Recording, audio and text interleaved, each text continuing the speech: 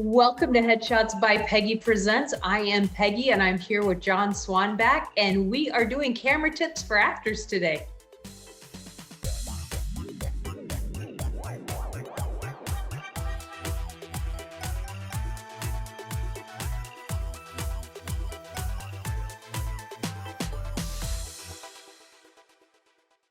Applause, applause, applause. Yay!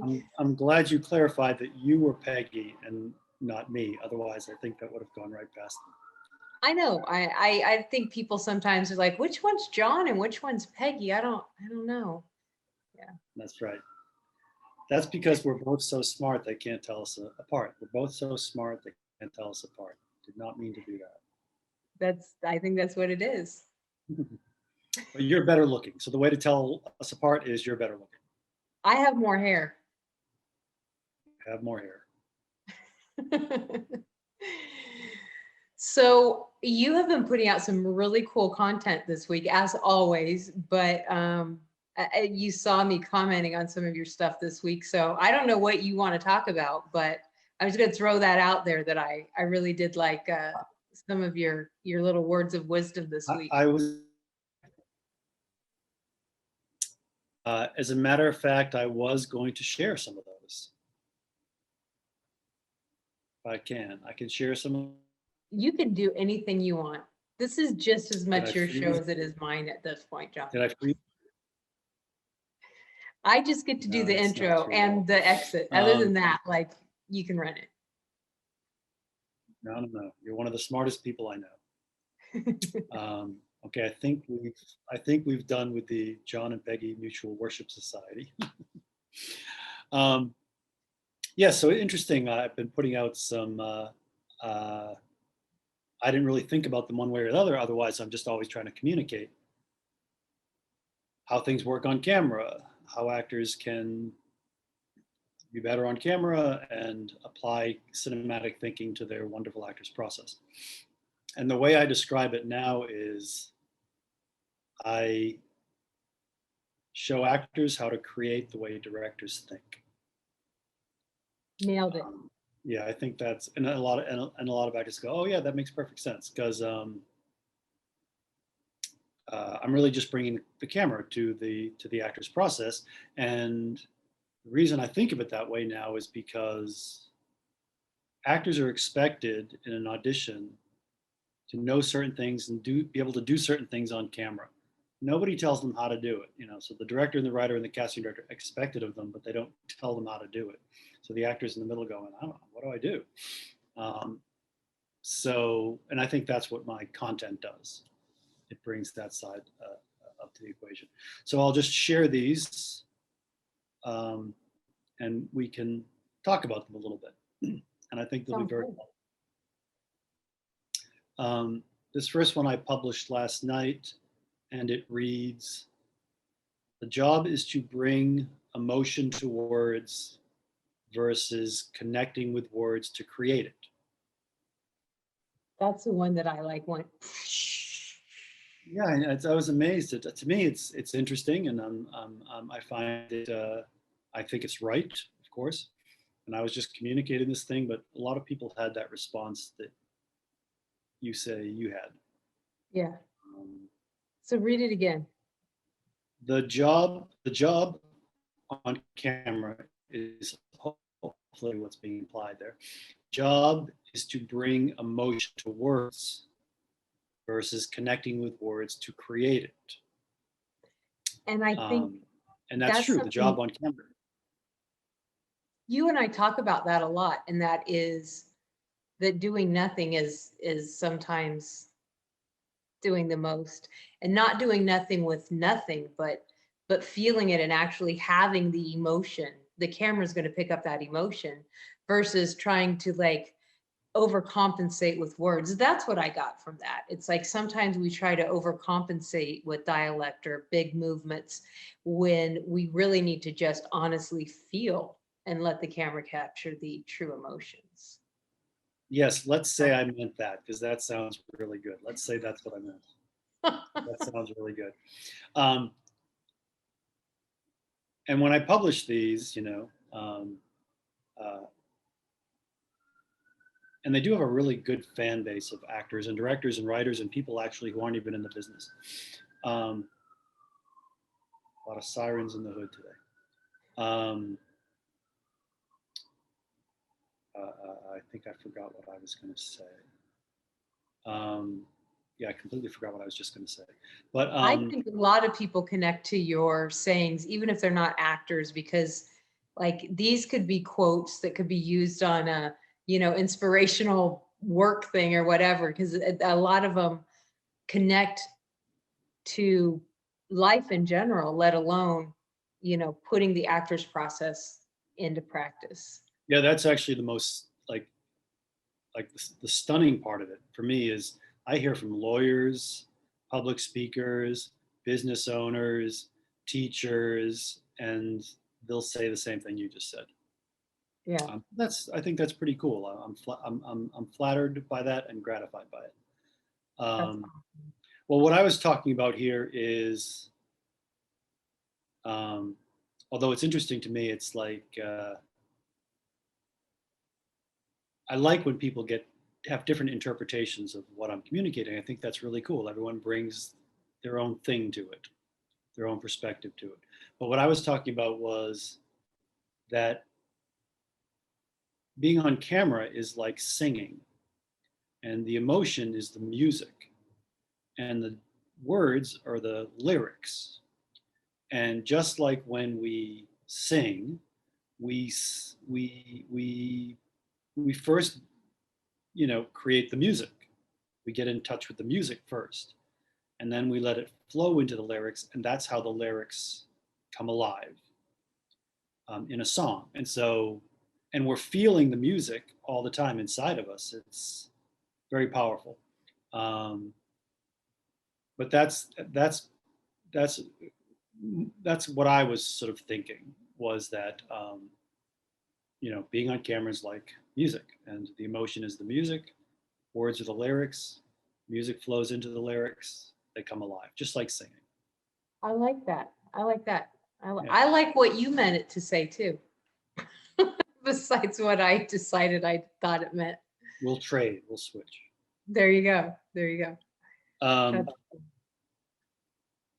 okay, this, and I'll just go backwards from when I published them. So this was a couple of days ago, and it reads, your voice should pull us into the frame instead of reaching out. And I think actors, a lot of actors, they get everything else right, and it's brilliant, but they really don't think about the voice. And like on a Zoom call, Zoom session or whatever, we tend to reach out. In life, we tend to reach out. That's how we connect in life, and it's how we're trying to get each other's attention online or whatever. But the voice on camera should pull the audience into the frame. It's how you pull them into the frame, lower them into the frame, and hold them captive there, which is the goal, is to lower them into the frame and hold them captive there. And if you reach out with your voice, you're pushing them away. And I think it's natural in life for us to reach out with our voice. Like I said, we're connecting. And for actors, I think they do it because of their theater training. But, if I'm talking to you right now and I'm trying to reach out, and this is one way of doing it, and then I switch on camera and I do this, and I'm trying to pull Peggy into the frame now and lure her into my little story and make her feel like she's part of the scene. It's kind of that. That's sort of the idea. And actors tend to just reach out and they don't think of pulling the audience in. And it has nothing to do with how much emotion is in the scene. You'll see actors on camera, even when they're very vocal, like they have a time when they have something loud they're supposed to say, they're still not doing it the way we are in life. If you really listen to it, they're being very forceful, of course, because they may be in an argument, but they're still pulling it in. And the way I think of it is, it's like a jockey on a racehorse. And the scene and what the actor's doing is the racehorse. And if you let it go, it would just go. But you have to sort of hold it tight and pull it. So that's one. I think that's a real big one, because if they're not doing that, they don't sound, very easy for them to not sound real on camera. So as a How am I photographer, doing? like Did I go away? Am I back?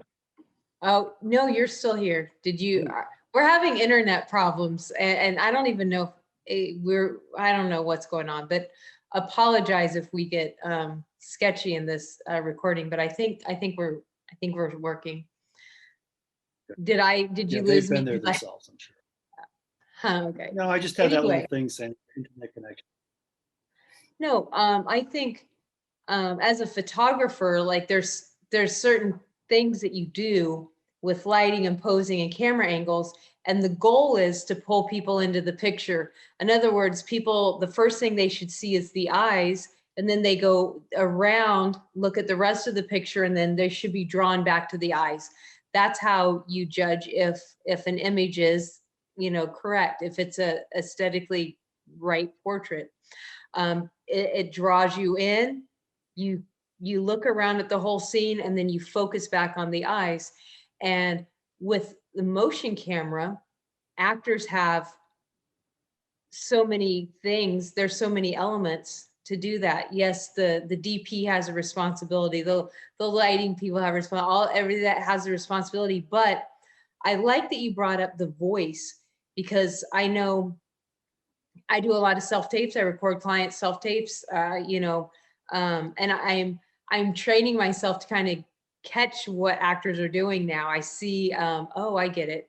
And there's a certain way that even though it's a loud and emotional scene, when the actor almost goes in a little bit, you're like, oh, let me hear what's going on, versus when they just matched that loudness, then you're just kind of like, hey, this is overwhelming, it's too much. So I think that's exactly right. I had never thought about it until when you were talking. I remember actually a scene that I recorded yesterday, and I was like, oh, that's why when he spoke, I was like, I'd get really intense, and when the other actor reacted, it was like, what's happening here? The reaction was too big, and Yeah. it turned me off. It pushed me away versus being pulled in. And that's really important, because I think a lot of actors don't realize they want to, oh, this is an emotional scene, I need to be angry and big. And sometimes it's the small that really makes you like lean into what's going on and really feel that emotion and see that. It's really Yes. good. Yeah, I like the way you put it. It makes me think of, you know, the act. It's the way the actor has a connection with the cinematographer and the film itself. That everyone is in a conspiracy to lure the audience into the film frame and hold them hostage there. Yeah. And I love the way you just described it about the photography end of it, and even when you're doing headshots.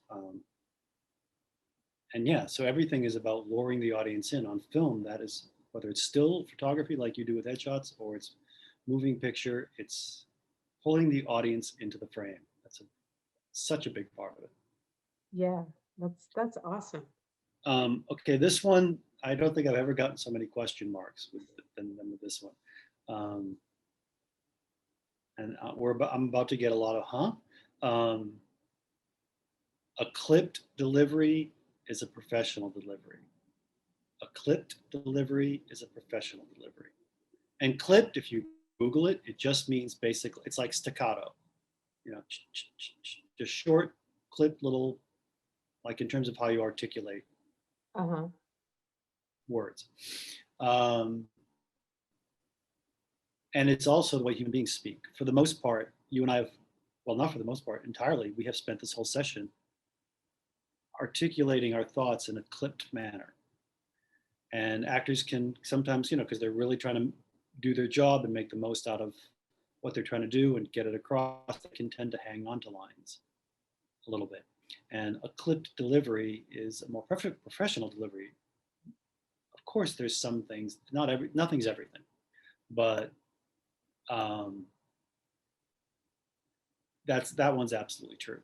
That one's, if you want to delight a writer and a director, deliver your dialogue in a clipped fashion. And you'll sound professional. But yes, that one absolutely got a lot of question marks. Like, I have no idea what you're talking about.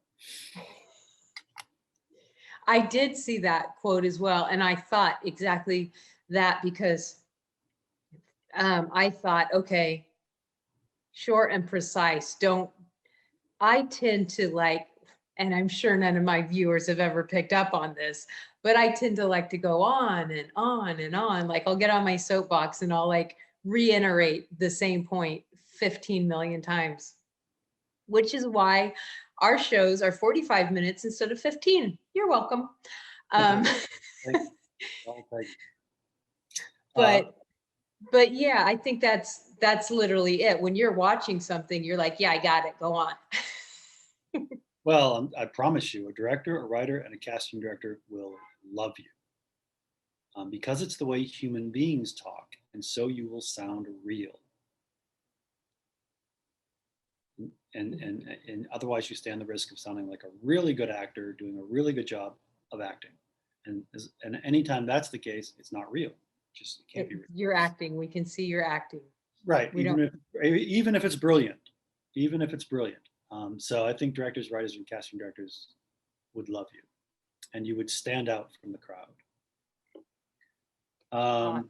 Should I go on? Let's do it. Let's do it. Yeah, and if we veer off onto something else, that's fine.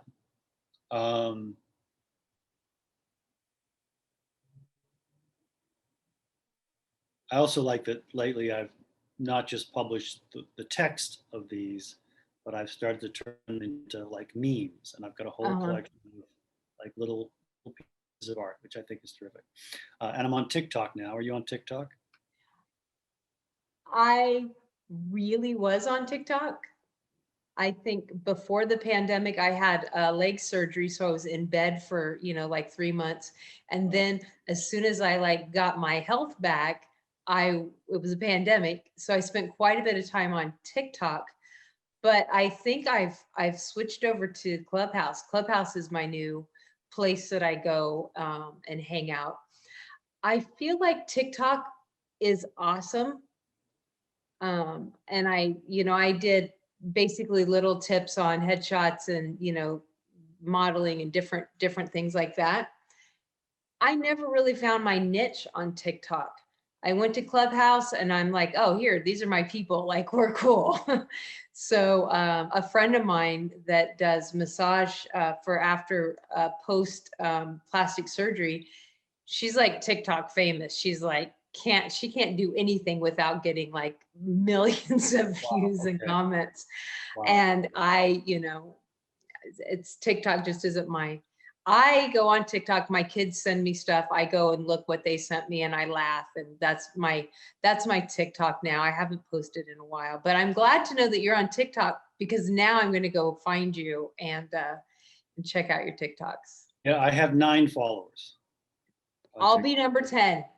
Everybody, I'm going to beat you to it. I'll be there before you do because I'll follow him before I post this. So go, is it Get Cinematic? What's your TikTok? Yeah, it's Get Cinematic, which is my Instagram. I do much better on Instagram. Yeah. But I think my stuff works better on Instagram than maybe on TikTok. And I do really well on Facebook too. Yeah. Twitter, don't do really that. Maybe no one's on Twitter these days. I don't know. I never understood Twitter. Like I've tried Twitter. I mean, I'm there. I like repost stuff so that people know that I have a Twitter account. I literally follow Kathy Bates and Kerry Washington, and I repost their tweets. That's my Twitter account is Kathy Bates and Kerry Washington. I don't know. Not bad at all. I actually, these little sort of quotes I have, some are 7 words, some are 15, whatever. They started because of Twitter. Right. Because Twitter was 140 characters, and I was trying to figure out how I could create something that would work on Twitter. And they've done really well on Facebook. They do really well on Facebook, on Instagram, but Twitter just doesn't take to me at all. I'm very resentful. Yeah, I just don't understand Twitter. Like, I don't know what the point of Twitter is. I guess I just missed I missed the whole like boom of it. So I guess I think it's a good news feed. And it so is. if you follow Kathy Bates, or you follow this podcaster, or you follow this other, news person or fashion blogger, whatever, I think it's for like a news feed now. Now, I think you would do better on TikTok if you did a dance, like said your quotes while you were dancing. What do you think? Could you do that, John? Yeah, I thought about that. I've started using music for TikTok, but Yeah, maybe I'll need to do a little dance. Yeah, I think you have to do a dance. yeah, I'll have to start thinking about that. So by the time this airs, this is gonna like be uploaded in like what, 2 days? So if you have a dancing TikTok, everybody that watches this will go follow you, right? You guys will go follow him. I'm gonna follow him. I think we should Uh, follow him. I will not have a dancing TikTok in 2 days. It's Come just, on, you plan too much out. You gotta just do it. Yeah, just do it. I do plan in advance. Yeah. Should I read it? So I said I should read another Yes, yes, go for it. one. How does this one go? So I don't have to put on my glasses. On camera, when you're arguing with someone else, you're arguing with yourself. With yourself. I was gonna beat you to it. I did see that one, and I was like, that's in real life though. Like that's That's not just that's what. camera, because when I read that, I was like, literally, like if you're arguing with your friend, your significant other, it's really not even them you're mad at. It's something that they pointed out that you didn't like how it looked back at you. Like, am I right though? Exactly. No, and you hit on something that is very much underlies everything I do, which is on camera. It's just like life. Like, Pretty much everything that's interesting on camera is just like life. So you're right. In life, we do that. We argue. When we're arguing with someone else, we're arguing with ourselves. Um, every time. And again, nothing's everything, so maybe not 100% of the time, but 99% of the time. We do it in life, and it's really interesting on camera because the camera it's as interested in what's going on inside of you as it is between you and the other character. Um, so yeah, that'll look really interesting on camera and create more emotional, you know, more and I dynamic. think if an actor's trying to argue with another actor and not have that connection, I think that's what you were talking about. Because when I read that, I thought about it, because Merrick and I aren't the arguing couple. Like we rarely argue, but when we do, if I'm to be honest, it's because I'm upset of the way I felt when something happened, not necessarily even at the thing, but like, what is it about me that made me upset? Because it probably wasn't really the other person. Yeah. And I liked that when I read that, because I was like, no, that's so true. And if an actor would think that way, like, be honest, the last real argument you had with somebody, who were you really mad at? Like, bottom line, Yeah, and who was the real problem? right. It can be you are still angry at the other person or arguing with them, but But the way I wrote it is when you're arguing with someone else, you're arguing with yourself, and the implication being as well. exactly. And if you see that, if you take that on and feel that internal argument, like, why am I here? Why is this going on? And you're arguing inside. I think that really, really plays more honest. And I liked that. I read that one as well. And I was like, oh yeah, It's it's absolutely. more like life, and Eh, the camera finds it more interesting. Absolutely. just like what we always say, you can't lie to the camera. You can't lie. This camera, it's going to pick it up. If your emotions, whatever it is. Somebody was making fun of my headshots because I have terrible headshots. I have terrible profile pictures because they're usually just like me looking into a camera with a timer or something. Or Merrick or one of the kids just. And somebody said, you really should strategist yourself. You should headshot strategist yourself. Like, who are you? What do you need to portray to your audience? And I was like, oh my gosh, I usually just like say cheese, smile. And they're like, yeah, I know all of your profile pictures look like that. Like you're just saying cheese to the camera. And I was like, gosh, talk about taking your own medicine. Because I'm always telling people the camera's going to pick up on your emotion. If you're just thinking, you know, these headshots have to look good, that's what your picture is going to look like. And apparently I got called out on my pictures because that's literally what I do. It's like, okay, I hope I look good. Take the pictures. My hair okay? You know what they say about doctors and lawyers? Right. They're really bad. They're really bad, you know, clients and patients because they're just they you know, don't treat yourself as a physician. You don't treat yourself. You go Exactly. Or your lawyer, family. as a lawyer, you don't represent yourself. Now I know this, right? This is true that you are calling yourself now the headshot strategist, right? Yes. I think that's terrific. I love that.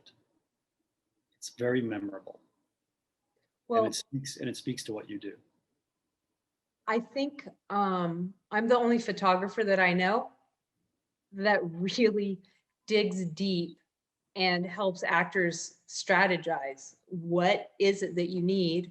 Why do you need it? When do you need it? How do you need it? And how are we going to accomplish it?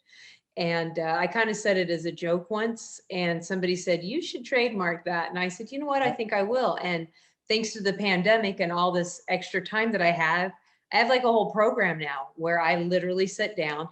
You and I should do the headshot strategist together just so you can tell me what you think from your point of view of my Sure, program. But absolutely. yeah, because I think just like you, when act, and that's why we do this segment, and that's why I feel like this segment's probably my most successful segment of the Headshots by Peggy Presents, is because when actors understand, actors want to succeed, right? Yes. They want to look good on camera. They want to look cinematic on camera. They want casting directors to look at them and say, oh, I can see you in this project. Let me bring you in. That's what they want, but they don't know how. And so what you're telling people and what I'm telling people is the how. Well, Here it is. This is how you look cinematic on camera. This is how you look like you belong on TV and film in front of the camera, whether it's headshots or whether it's in a scene and it's a moving thing. The same principles apply. very And well that's why I put. think what this thing that we do is so effective, I think. That was very well put. That was very well put. Should I read another? Let's do one more. We'll close it off with this last one. Oh, I better find a really good one. Really good one. The Sorry. pressure is on now, John. Oh, puts his glasses on. Glasses on This so I is can serious, see. guys. Drum roll. Brrrr. All right, this one's not bad. Um, this one's not bad. Um, uh, and it lets me skip over the previous one, which reads, the fewer moments you play, the more momentum you create. And that was another one that made a lot of people go, wait, what? But also, I think I was going to say this earlier. Part of what I'm trying to do is provoke thought, is to get people thinking about the camera. And so if I get like, you know, people going, wait, what do you mean? Because I get people all the time who say, it took me 4 times to read it, or it took me a couple of days to think about it, but I get it now. And that's what I'm trying to do. I'm trying to engage their minds, their creative minds, you know, in terms of the camera. So I don't mind a little once in a while. Okay, so this last one is a good one. It reads, create 10 things, play 1, the camera will find the other 9 interesting. So here's the deal, is actors have wonderful ideas. They have a great scene analysis process. It gives them wonderful, wonderful ideas. And then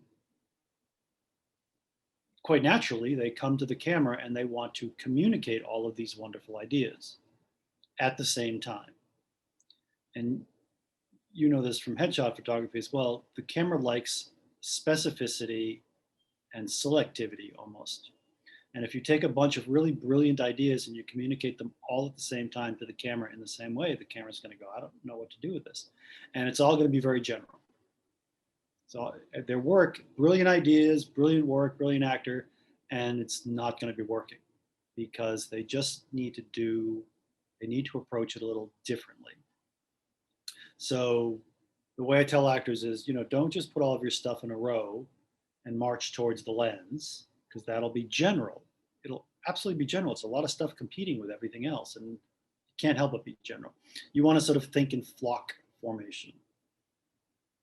And, there's a primary choice, a secondary choice, a tertiary choice, what have you. And I've seen actors, it's remarkable because that's very much a concept. It's not a technique. But if I have actors just think about that concept and apply it to the work, it works instantly.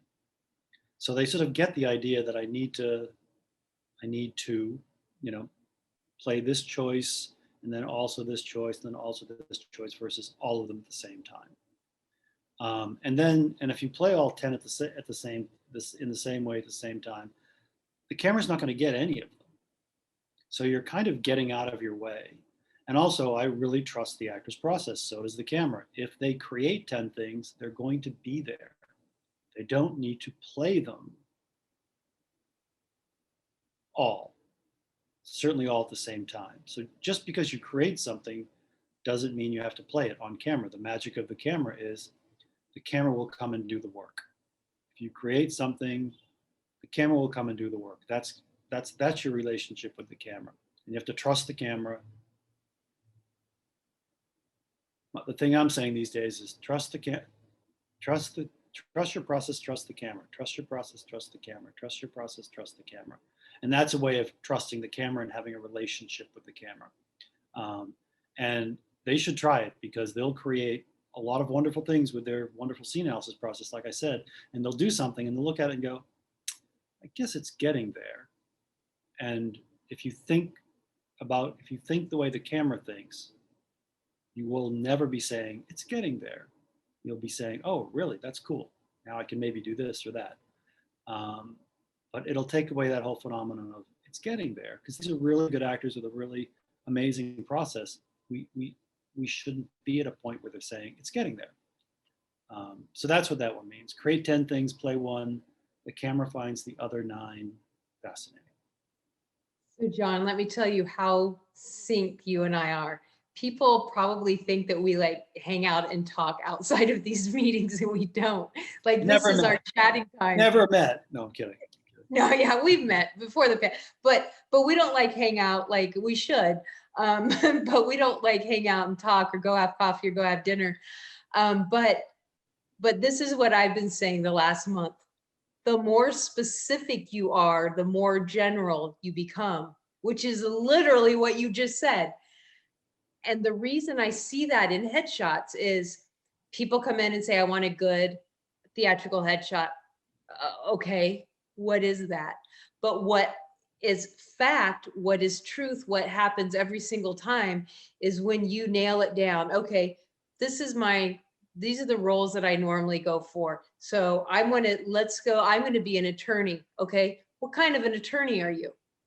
Okay, this is the attitude this attorney has. What does that attorney wear? Okay, that attorney wears this. Okay, so you have this very exact idea of what character you're trying to portray. And you bring those emotions and you bring that powerful, everything out in your headshot. Now, with that headshot that's very specific, guess what? Your agent can now submit that for an attorney, for a business person, all these other things, because all that thing that attorney, that powerful attorney holds, those same characteristics, so does a businessman, so does this authority, whatever.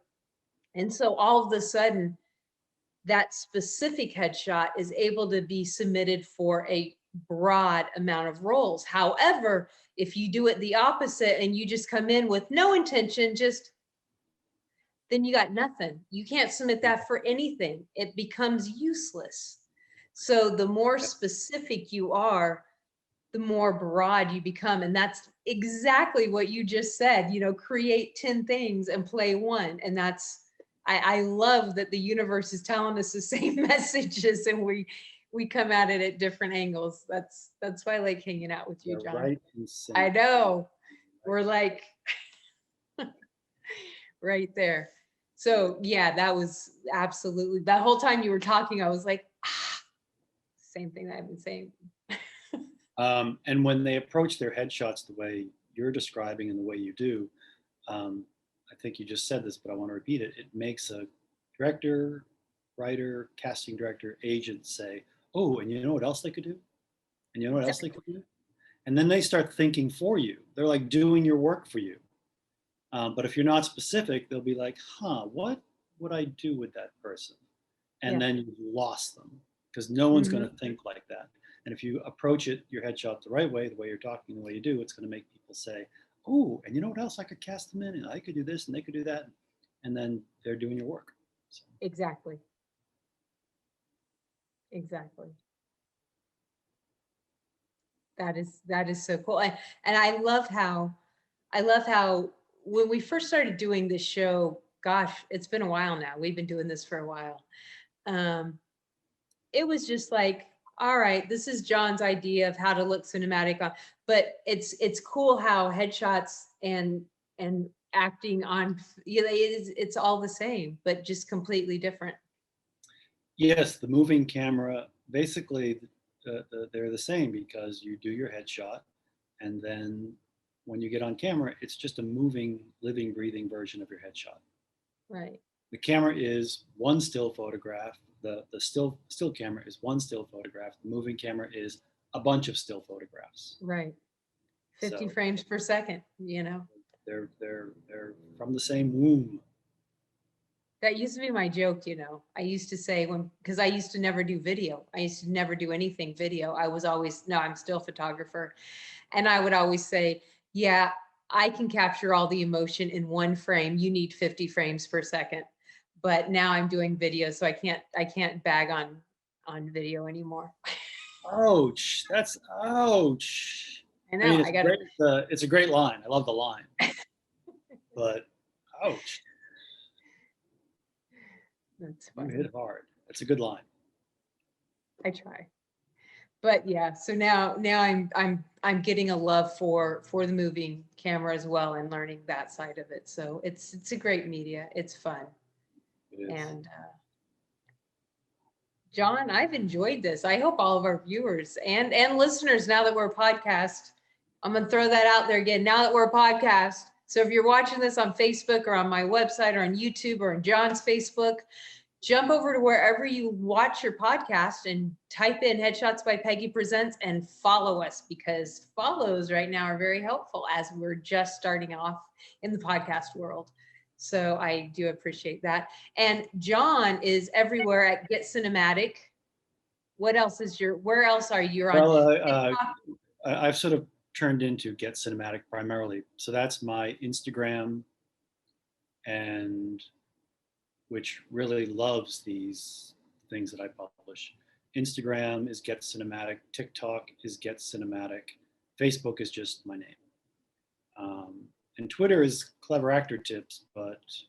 You used to be CleverActorTips, and it kind of switched to Get Cinematic, I remember. But you still do. I mean, what you're doing is CleverActorTips. That's right. I still kind of like that. But everything is designed to show actors how to get cinematic. Exactly.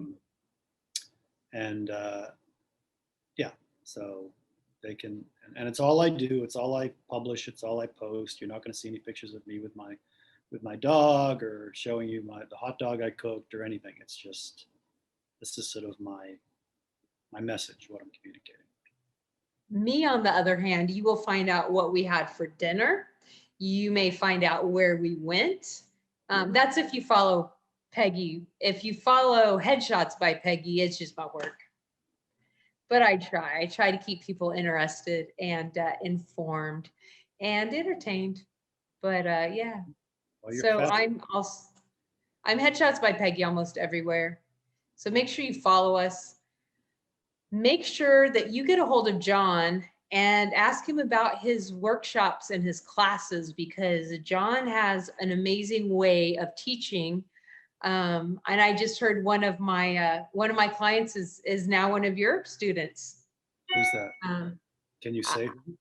I won't say, but we'll talk later. But they love you. Absolutely. Already like, oh my God, I just love this guy. I was like, Yeah. I'm not hiding him from you. I've been telling you. Yeah, I have to say the sessions are very unique. You won't hear what you hear anywhere else. You won't see what you see anywhere else. They're very, very unique, and all about the camera. So. Yeah. So anyway, but I wanted to make sure that everybody does know that you do other things, and I do headshots and I do headshot strategy sessions. So we do this show once a month. I do a show weekly, but we also do other things. So make sure that you follow up and get involved in all the cool stuff that we're doing, independently and together. Before the pandemic, John and I were planning some stuff, and it popped up in a calendar. I was in our template for our business meetings. It popped up. That was the last one saved, apparently. And I was like, John and I need to revisit this. Now, maybe it's time for us to start replanning. So we may have some things in the works to do some stuff in person. So stay posted. That was just a mean teaser, because I'm not going to tell you any details. I think that I'll tell them one detail. I think the one you're talking about was called the shooting party. Mm-hmm. And we'll just leave it. We're thinking of having a shooting party. And let them imagine. We'll just let them imagine. If you're a writer, if you're a director, if you're a cinematographer, if you're an actor, just think what a shooting party would look like. Okay. We'll come back. Stay posted. All right, guys. Well, John, I think we should probably stop talking and wrap this up. So I really appreciate you hanging out with me. And I appreciate all of our viewers hanging out with us. Please make sure that you share this, leave us tons of comments, and most importantly, have an amazing week, and I'll see you next week. Text or call today so that we can get you effective headshots that you can use as part of your marketing strategy. Headshots by Peggy, how can I help you?